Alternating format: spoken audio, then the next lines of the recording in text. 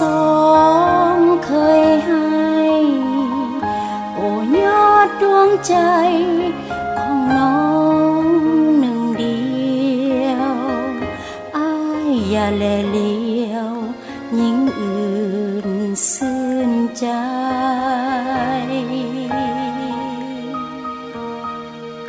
ขออ้ายอย่าลืมวันที่สุขสันต์อย่าลืมสายสัมพันธ์สัญญาว่าไว้เมื่ออ้ายจากไปอยู่แดนไกลกันดาร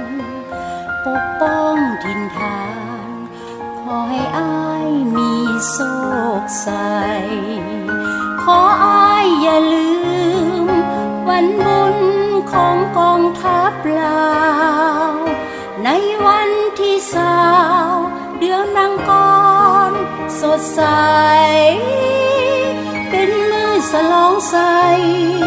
กองทัพปลดปล่อยประชาชนลาวผู้พิราชอาถรรพ์เทลนา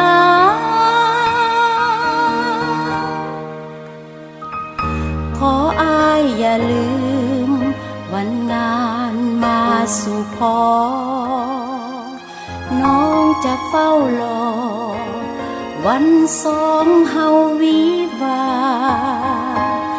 สองหัวใจปรารถนาเข้าเป็นหนึ่งเดียวพร้อมกันเด็ดเดียวก้าวไปอย่างมีสายก้าวไปอย่างมีสาย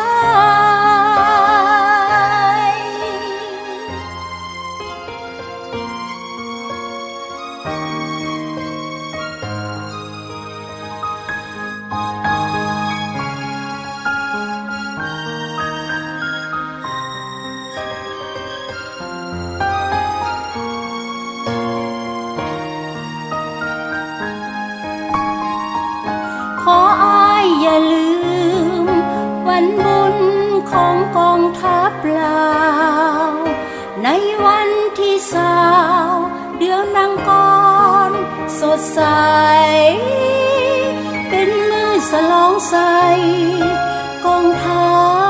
พปลดปล่อยประชาชนลาวผู้พิราชอาถรรพ์เทลนา